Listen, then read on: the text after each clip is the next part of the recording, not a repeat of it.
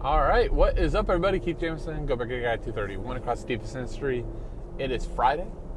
We are cruising to my next destination for real work, but talking the 3-game EPL slate on Saturday. I think it's a fun one, at least so far. Pre anything happening, I kind of found it fun to build some rosters. I think there's a couple situations and some changes that have taken place that maybe we can catch the field on. But a quick reminder before I get into the games: like, subscribe, comment.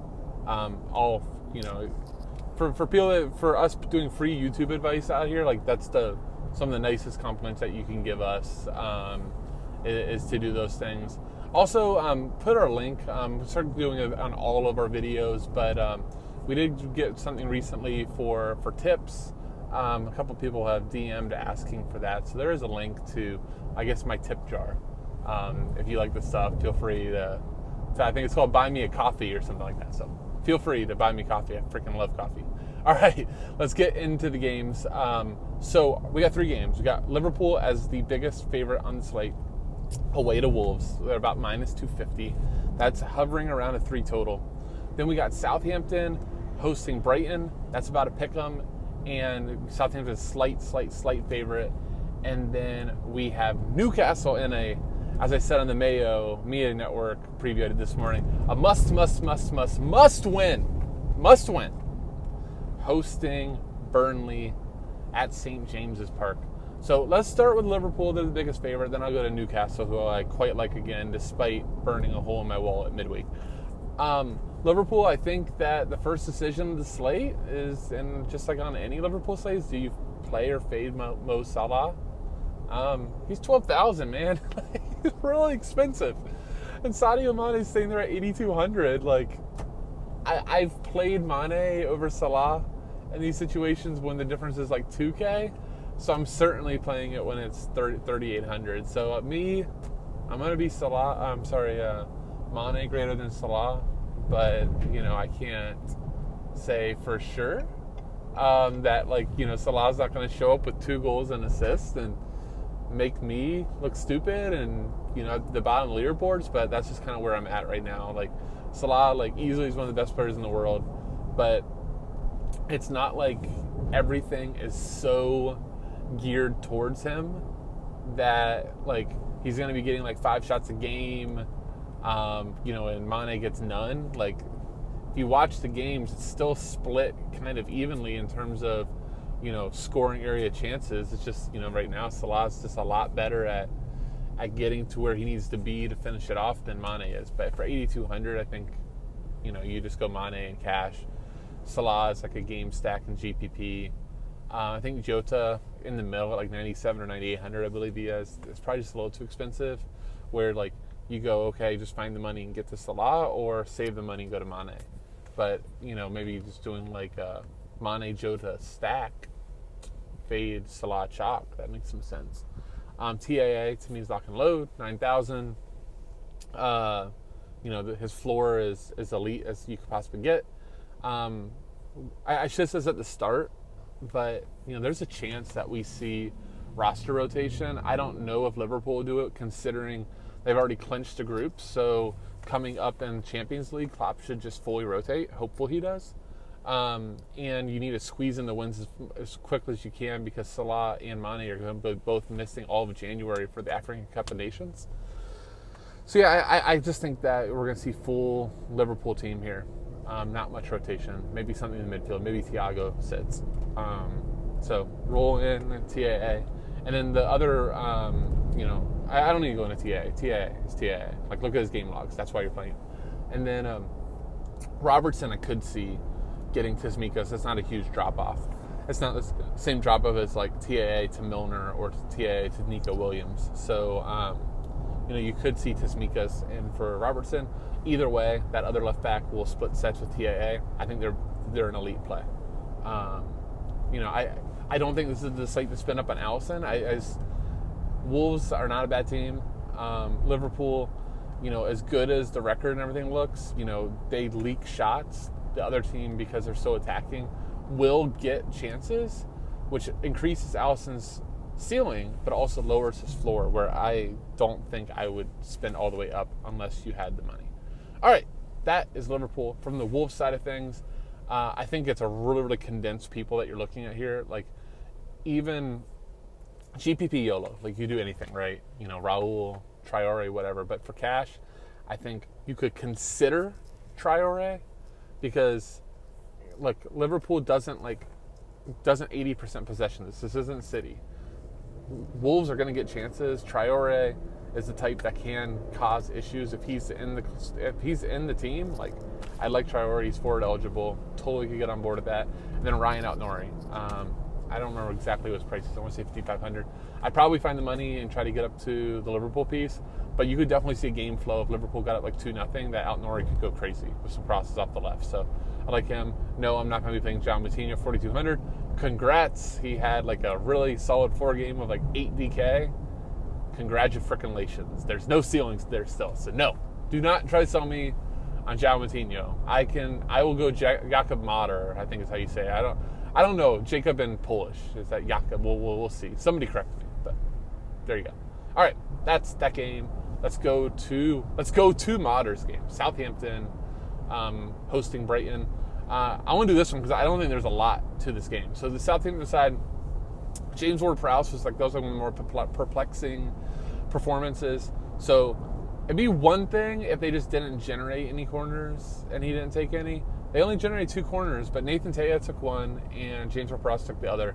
I feel like this is like the first time we've seen James Ward-Prowse lose a corner to not Ryan Bertrand in like forever. And Ryan Bertrand is on the team, so it's just crazy.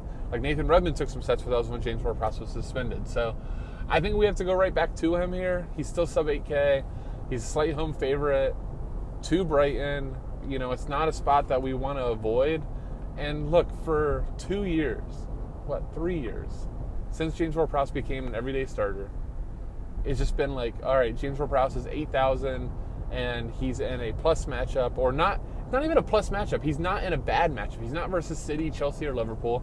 Just plug him in, take your 12 floor, and if you get a goal or assist, you get 20 DK and move on. And it's just been like one of the easiest things to do in cash. So I don't really want one game to throw me off on that. But man, if he screws us again, then some examination needs to be done there. But I'm gonna go right back to James Ward-Prowse. I'm not even really thinking about it.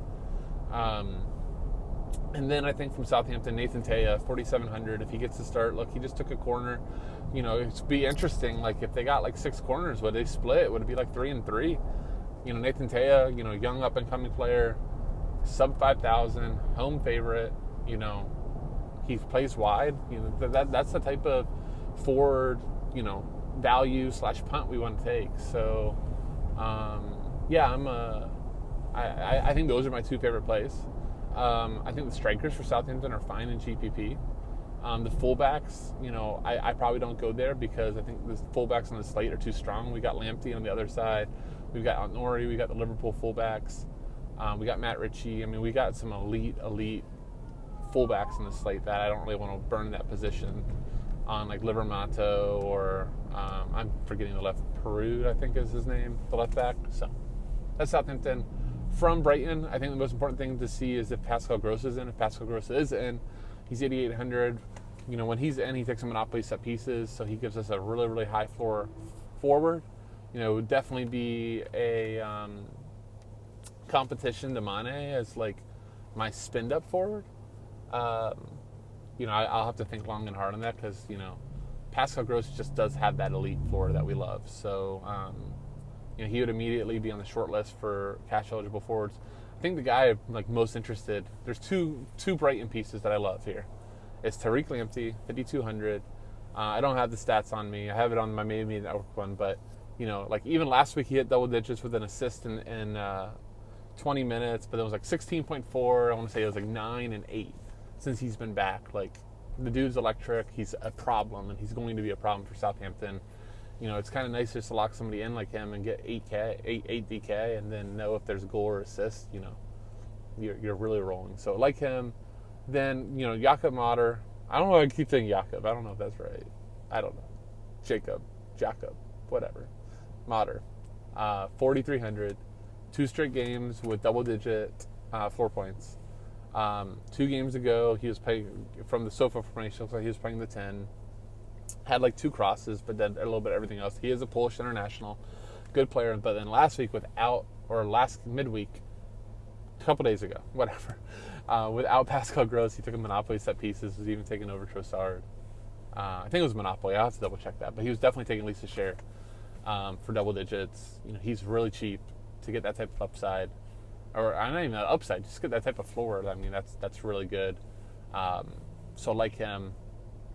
Yeah, and then, the other Brighton guys are just kind of GBP for me. Cucurella, left wing back, he's fine. I prefer Limpy.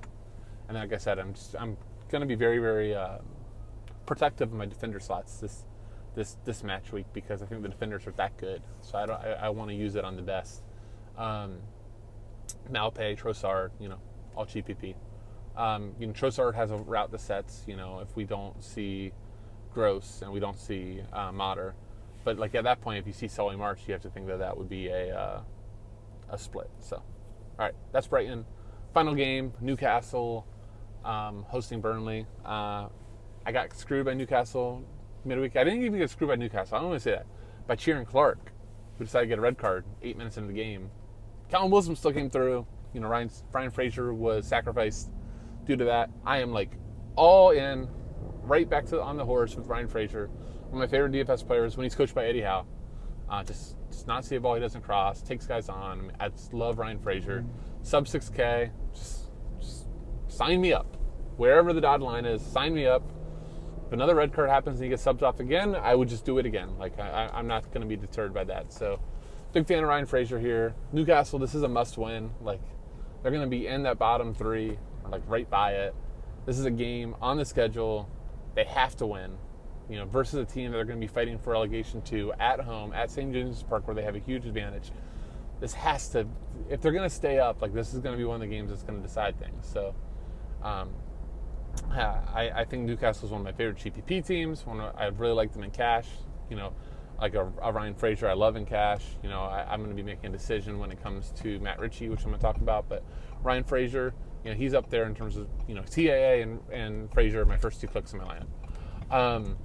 So Matt Ritchie, I think, is just going to be very dependent on the formation. If he's in the back 4, and it's a set split for him at 5,900, I think the conversation between he and Andrew Robertson is really, really, really close. Like which one you prefer. So, I would just tell you to choose who you want. But if you didn't see Ryan Frazier, then Matt Ritchie, and you didn't see John Joe Shelby, you'd see Matt Ritchie has a set Monopoly, which would be great.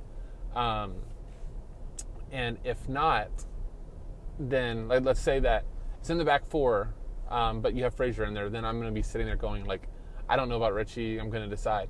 But if you have Ritchie as a wing back, even with Frazier, and they're both playing like wing backs, then I think that's going to be in really, really good shape where even his open play value is up there, maybe even a little bit better than like an Andy Robertson or Tismikas. So that's kind of what I'm going to look for. Matt Ritchie is definitely going to be a guy that I'm going to be looking at the lineup very hard to make those decisions. So I hope that helps with him. Those are your cash plays. I don't see a situation that John Joe Shelby will be on set pieces. I'll prefer Mater to him. But, if Mater isn't in and I lose that, I have no problem with John Joe. Doesn't have any problem sending in crosses from open play when he does get in the wide position. Now he's central, right? So that makes it a little bit harder. Does take shots, does to get yellow cards, does get reds. You get the whole experience when you roster John Joe Shelby. Last week, or this midweek, he got set pieces because Ryan Frazier subbed off. Ryan Frazier will take over him.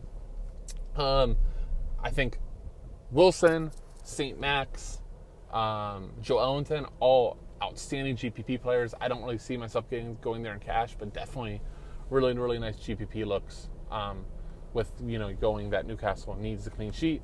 And then finally, home keepers in a must-win game, that's always something to play. So, and I much prefer Dubravka to Carl Darlow. So I think Dubravka's a good keeper. So I don't mind that for a little bit of a spin down from Allison, a little bit of savings, but you get the home field advantage. For Burnley, be very careful with Burnley. Last week with Dwight McNeil and JBG in, Maxwell Cornet was on sets. He's playing an attacking role, so that's a little bit interesting. He becomes cash viable as a result, but I'm really scared that that's like a 1-game sample. Can we really keep expecting that? Dwight McNeil took for two plus years, and then JBG took some time when Dwight McNeil was out. Now Cornet comes in. He didn't even used to take all the time for Lyon. So I'm just a little nervous there, but I think it's a really interesting upside play. Ashley Westwood's back, so he'll take the other end swingers. Josh Brownhill, had a nice little midweek as a value. He's gone. Westwood's in that mid tier. I think he's fine. Like, he's just your classic, gets you like 6 to 8 DK. Needs an assist to really get any sort of ceiling. You certainly can go Nick Pope. He just had a great game. As much of a must-win as this is for Newcastle, you could still say the same thing.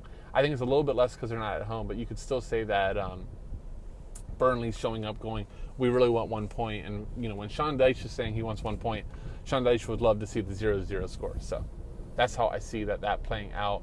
But just be very careful with Burnley and cash. I don't think that Dwight McNeil's a cash play anymore at his price without any sort of set pieces. All right, that'll do it. So hope that helps. Thank you guys so much for watching once again. This is Keith, a.k.a. Gator Guy 31. See you.